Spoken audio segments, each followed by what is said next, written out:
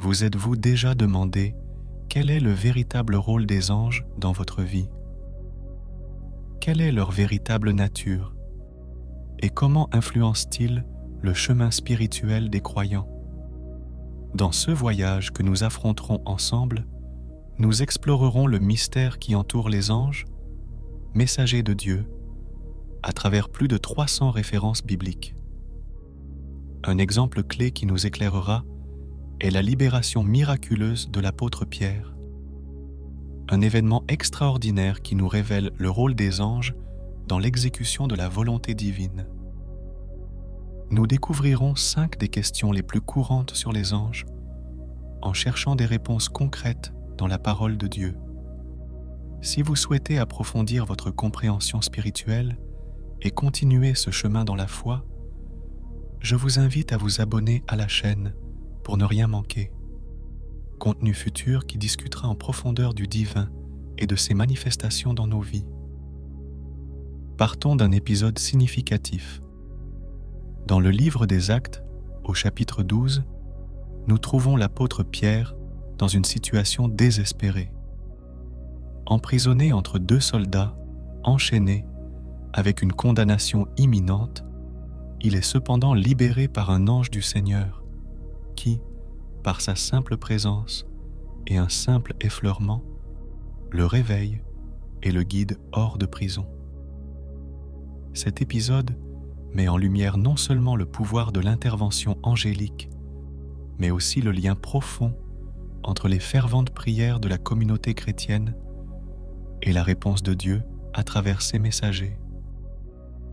Dans la Bible, les anges sont divisés en différentes catégories, telles que les chérubins, les séraphins et l'archange Michel, chacun jouant un rôle spécifique dans l'armée céleste. La hiérarchie angélique reflète l'ordre parfait du royaume divin, où chaque ange a une fonction précise dans l'exécution de la volonté du Seigneur. L'une des questions que se posent de nombreux croyants est: quel est le rôle des anges dans nos vies? Le mot « ange » lui-même vient du grec et de l'hébreu et signifie « messager ». Cela nous montre que leur tâche principale est de transmettre les messages de Dieu et d'accomplir sa volonté sur terre. Cependant, malgré leur pouvoir et leur importance, les anges ne doivent pas être adorés.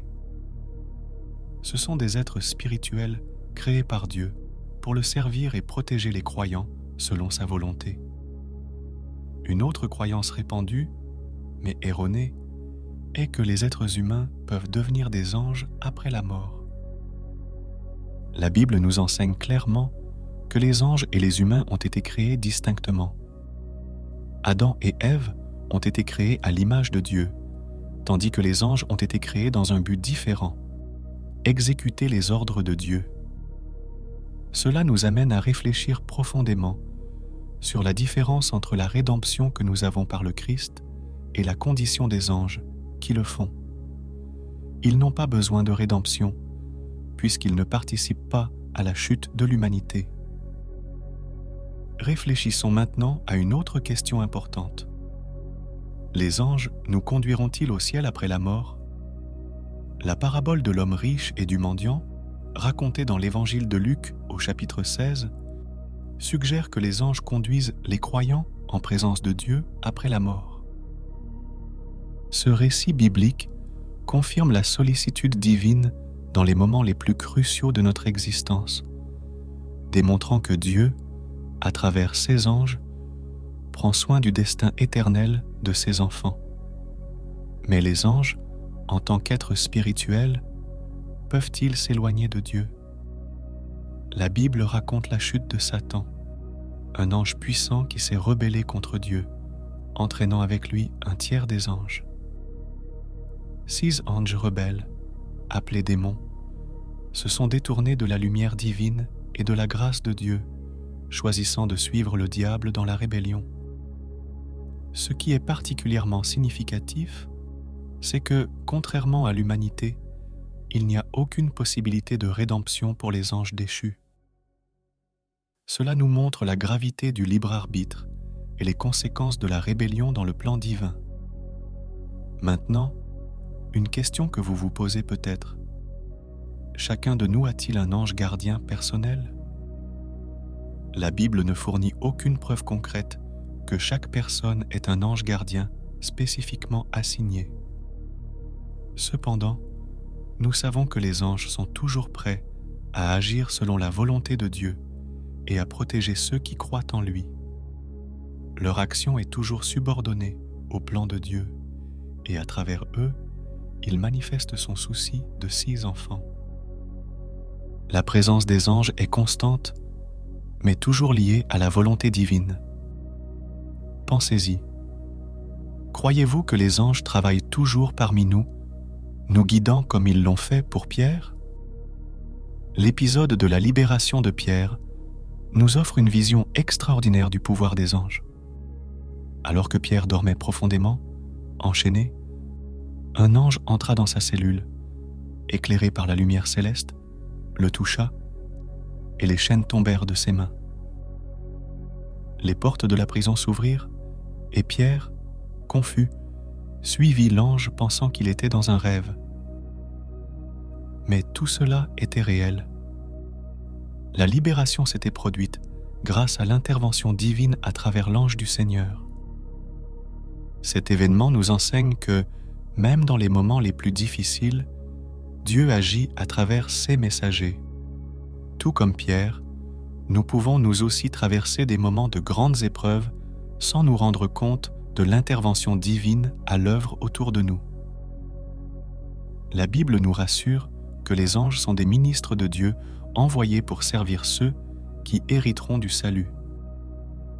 Il est réconfortant de savoir que, tout comme Pierre a connu une libération surnaturelle, nous pouvons nous aussi faire confiance à la providence divine et à l'intervention des anges dans notre cheminement spirituel.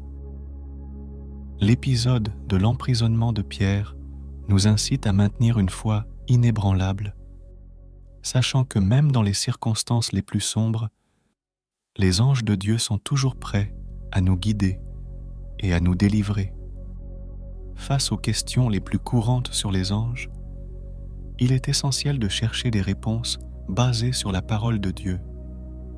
La première question sur le rôle des anges est clarifiée par le fait qu'ils sont des messagers divins et spirituels qui agissent pour accomplir la volonté de l'ange.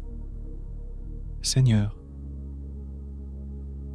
la Bible répond clairement à la deuxième question, à savoir si nous devenons des anges à notre mort. La création des anges est distincte de celle de l'humanité, et la rédemption par le Christ ne s'applique pas aux anges.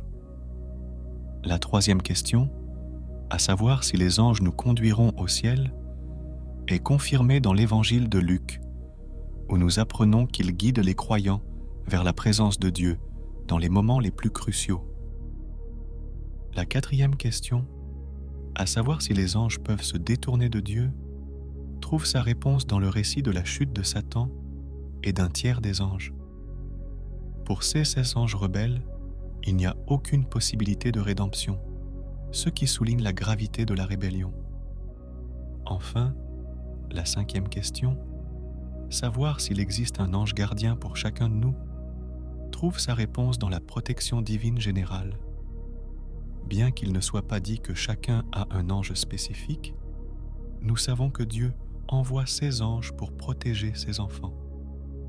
En conclusion, la Bible nous offre une compréhension solide et rassurante des anges. Être spirituel au service de Dieu.